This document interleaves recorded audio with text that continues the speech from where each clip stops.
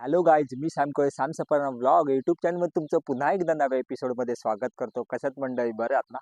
So आजचा video पाहिल्याने तुम्हाला एक अंदाज आला असेल मी कुठे आलो आहे. मी आलो आहे माझ्या येणे गावात, कोकणात. सो मंडळी, आता जर आपण बघायला गेलं कोकणात तर बरीचशी शेतीची कामंही उरकलेली आहेत आणि आंब्याला मोहर आलेला आहे. त्याच्यामुळे आंबा तयार होण्याच्या प्रोसेसमध्ये आहे आणि सगळ्यांचा आवडता सण, अगदी मुंबईकर, कोकणकर प्रत्येकाचा आवडता सण तो म्हणजे शिमगा. शिमग्याची चाहूल लागलेली आहे. त्याच्यामुळे बरीचशी हळूहळू शिमग्याची कामंही सुरुवात झालेली आहे. म्हणजे आपल्या ग्रामदैवतेला आता पालखीत बसवण्यासाठी बरेचसे खूप कमी दिवस आहे व प्रत्येक जण या आपल्या ग्रामदैवतेची पालखी खांद्यावर घेण्यासाठी सज्ज झालेला आहे. सो चला तर मंडळी, आपण आज ब्लॉगच्या माध्यमातून माझ्या वेणे गावातील परिसर आणि सध्या कसं वातावरण आहे, काय काय चाललंय गावामध्ये हे पाहूया. मंडळी, आपण ज्या मातीत लहानाचे मोठे झालो, जिथे बागडलो, खेळलो, आनंद आला, अशा ठिकाणी आल्यानंतर खूप समाधान वाटतं. म्हणजे मुंबईचं थोडंसं पळापळीच्या जीवनापासून थोडंसं एक शांती म्हणू शकतो इथे आल्यानंतर अनुभवायला मिळते. सो मंडळी, चला जास्त वेळ न घेता मी तुम्हाला घेऊन चाललो आहे ब्लॉगच्या माध्यमातून गावात. आणि तुम्ही जर आपल्या चॅनल लाईक, शेअर, सबस्क्राईब अजूनही केलं नसेल तर आठवणीने करून ठेवा आणि Sam Safarnama vlog Instagram पेजला follow करा.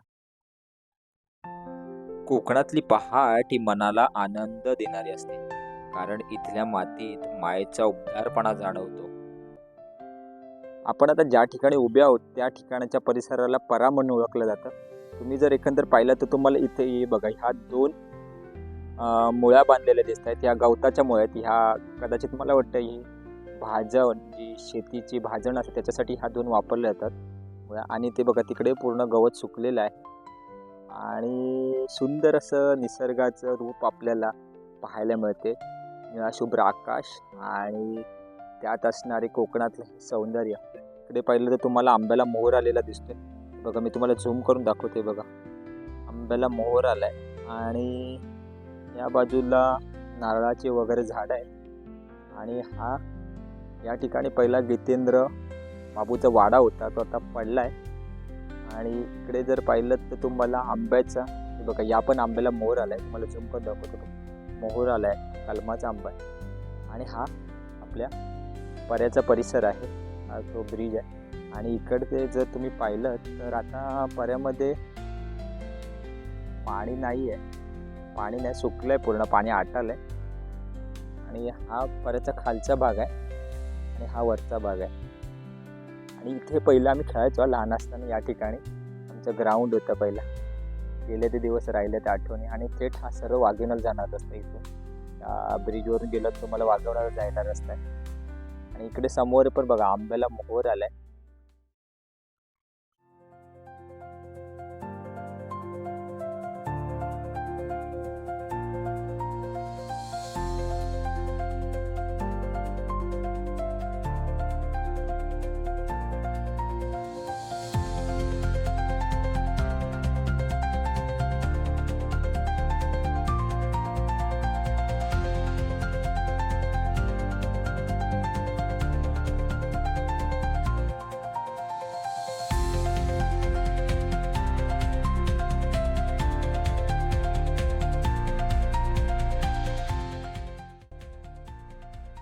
हा बघा, हा पर्याचा भाग आहे. या ठिकाणी जर आपण आता पाहिलं तर पाणी नाही आहे, बिलकुल पाणी आटलंय. बघा, तिकडे विहीर आहे आणि बघा थोडंफार पाणी आपल्याला इथे दिसतंय.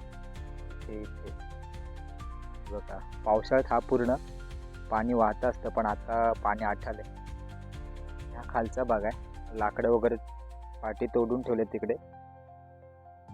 मे महिन्याची सर्व तयारी करून ठेवली बघा इकडे.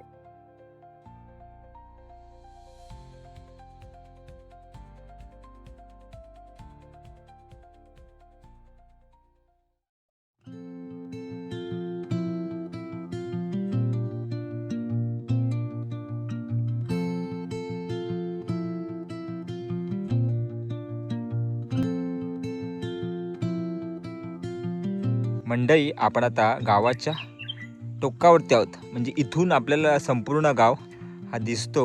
जर एकंदर आपण बारकाई निरीक्षण केलं तर हे आहे ते विवेकचं घर आणि इथून खाली जाणारा रस्ता आणि सरळ तो तिकडे सभागृहाकडे जाणारा. मी तुम्हाला थोडंसं झूम करून दाखवतो. हे बघा, हे सुद्देशचं घर आहे आणि त्याच्या पुढे ते येलो कलरचं घर आहे ते जितू दादाचं, आणि हे आहे ती लायब्ररी आहे. आणि इथून सरळ खाली जातो ना संकेतचं घर, त्याच्यानंतर पुढे आपल्याला शाळा पाहायला मिळते. सो एकंदर झूम करून मी तुम्हाला आपल्या चॅनलच्या माध्यमातून दाखवतो. बघा संपूर्णपणे झूम करून दाखवतो. ही शाळा दिसते आपल्याला अगदी शेवटचं टोक. सो एकंदर असे गावाची रचना आहे आणि इथून हिरवीगार वंदराई आपल्याला पाहायला मिळते. निसर्गाच्या कुशीत वसलेले येळणे गाव दिसायला तसं खूप सुंदर आहे. आणि इथे आल्यानंतर मला एक सुंदर असा आवाज येतो कोकिळेचा. तुम्ही जर ऐकलं तर तुम्हालाही सुंदर असा आवाज, शांतता आणि सुंदर असं गाव आपल्याला पाहायला मिळते. मंडळी, वाईट या गोष्टीचं वाटतंय आपण आता आपल्या सोयीसुविधांसाठी मुंबईकडे वळलो आणि गावाचं गाव पण हरवत चाललं. या गोष्टीचं फार वाईट वाटतंय. आपण आता हळूहळू पूर्ण गाव एक्सप्लोअर करूया आपल्या ब्लॉगच्या माध्यमातून. सारवता बघ. अरे हा चिंध्या होता. गोंधळ कुठं दिसतो तो चिंध्या लागले. चिंध्या लावूनच बघू दे. चिंध्या लागून सारवतंय. अरे बाबू नको. मेहनत आहे गावची. मग आता ती लोक तिकडे शेता बितात बघतोस ना कशी असतात, तरी पण त्यांचे फोटो बिटो आपले समजले पाहिजे ना, कोकणातला माणूस हा कसा मेहनत करून अंगणा सारवतात. आता अंगणे असे बघायला पण नाही भेटत, माहिती आहे ना. आज सगळे टाईलचे अंगणे बसवतात. आता शेण पण भेटत नाही. म्हणूनच आता लोक लाद्या बसवून घेतात ना. आता ह्याला अंगण्याला पुरेल काय का नाही ना. होता तो काय शेण आहे तिथे.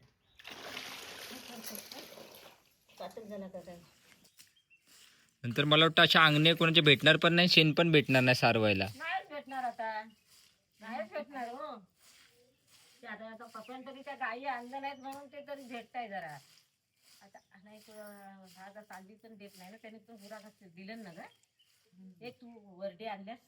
आपण वरून खाली आल्यानंतर गावचं सुंदर असं नयनरम्य दृश्य आपल्याला पाहायला मिळतं. दोन्ही बाजूस वसलेली घरं आणि मधून जाणारा रस्ता, हे छान वाटतं पाहायला. निसर्गाच्या कुशीत वसलेलं येळणे गाव हा गावाचा मुख्य प्रवेशद्वार आहे. इथून एंट्री घेण्यासाठी आहे आणि इथून सरळ गेल्यावरती आपल्याला गावामध्ये जाण्याचा हा रस्ता आहे. आणि सुंदर असं दोन्ही बाजूला घरं आणि मधून जाणारा रस्ता आहे. या गावाची खास वैशिष्ट्य आहे. आणि ही आपण पाहिलं तर शाळा आहे.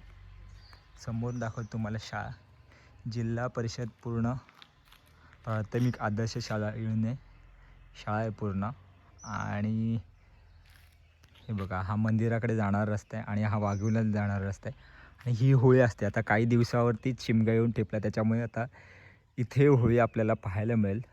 आपण म्हणू शकतो होळीचा परिसर आहे इथे. आणि विनायकचं घर.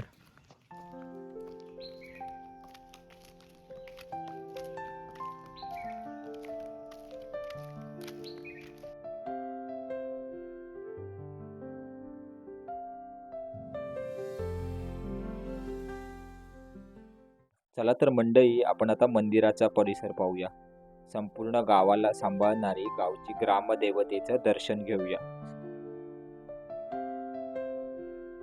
तर मंडळी, आपण आता मंदिराच्या दिशेने आलेलो आहोत. इकडे तर आपण पाहू शकता, इकडे चवटकरीण पेटकरीण देवाचं मंदिर आहे आणि तिकडे छोटी पालखी आहे. त्याच्यानंतर सरळ पुढे गेल्यानंतर आपल्याला ते दिसतंय ते ग्रामदेवतेचं म्हणजे भैरवनाथाचं मुख्य मंदिर आहे. आणि इकडे महादेवाचं मंदिर आहे. आणि इथून हा मुख्य प्रवेशद्वार आहे येण्यासाठी. सुदेचं घर आहे. सो आता आपण पुढे जाऊया आणि पुढे गेल्यानंतर आपल्याला मंदिराचा परिसर पाहायला मिळणार आहे.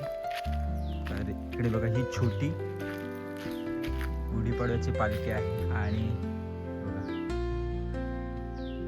चवटकरीण हे पेटकरीण देवाचं मंदिर आहे. आणि हे चवटकरीण देवाचं मंदिर आहे. हे मुख्य मंदिर आहे भैरवनाथाचं. आणि इथे कबड्डीचे सामने होणार, त्याच्यासाठी हा पूर्ण मैदान तयार करण्यात आलेला. आपण बघूयात आता कशा पद्धतीने तयार करण्यात आलेला आहे. आपल्या गावातील तरुण मंडळीने क्रिकेटमध्ये जिंकलेली ही पारितोषिक आहेत.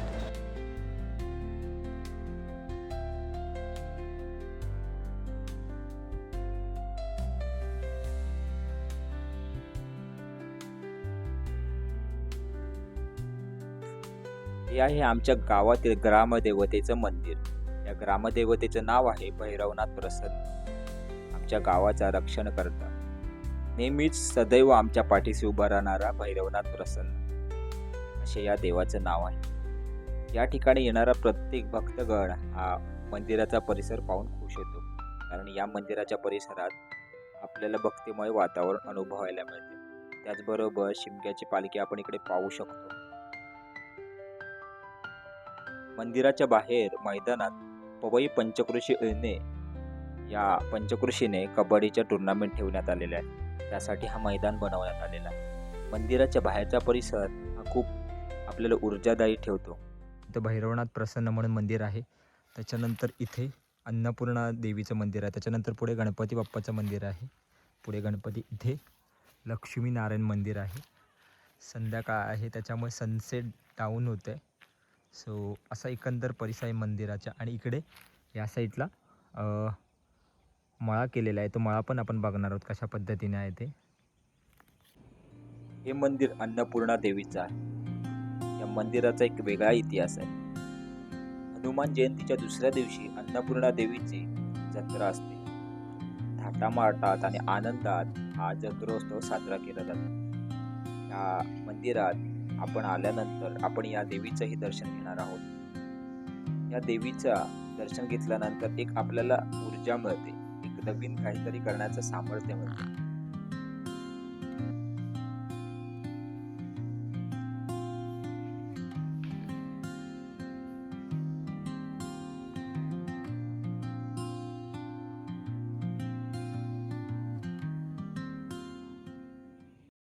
अन्नपूर्णा मातेचं दर्शन घेतल्यानंतर आपण आता गणपती बाप्पाचं दर्शन घेणार आहोत. हे गणपती बाप्पाचं मंदिर पुरातन काळातील आहे. गणपती बाप्पाच्या मंदिरात दर मंगळवारी सायंकाळी पूजा होते आणि त्याचबरोबर आरती होते. आणि या गणपती बाप्पाला उजव्या सोंडेचं गणपती बाप्पा म्हणून प्रसिद्ध आहे. आणि असं म्हटलं जातं, उजव्या सोंडेच्या बाप्पाकडे जे आपण मागतो ते बाप्पा आपली मनोकामना पूर्ण करतो. सो आपण या ठिकाणी आलात तर नक्की गणपती बाप्पाचं दर्शन घ्या.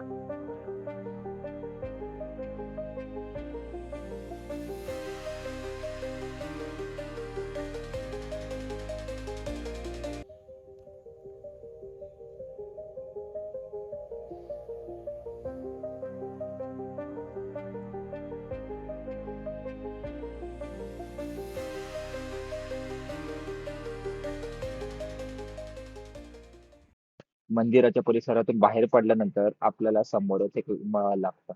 या मळ्यामध्ये वेगवेगळ्या प्रकारचे पालेभाज्या त्याचबरोबर फळभाज्या घेतल्या जातात. इथे प्रामुख्याने टोमॅटो, कोथिंबीर, त्याचबरोबर काकडी आणि कलिंगड असे वेगवेगळे जे फळभाज्या आहेत, पालेभाज्या इथे घेतली जातात.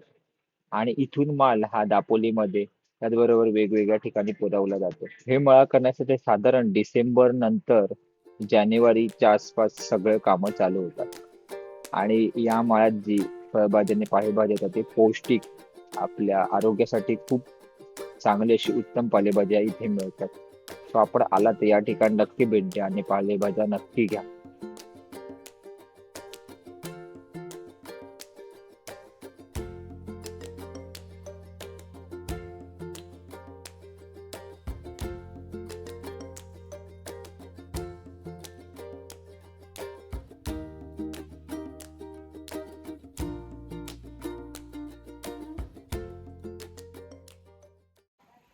मंडळी, आजचा एपिसोड आपण इकडेच थांबवतो. पुन्हा एकदा भेटू नव्या एपिसोडमध्ये. तोपर्यंत हा ब्लॉग कसा वाटला आहे कमेंटमध्ये नक्की कळवा.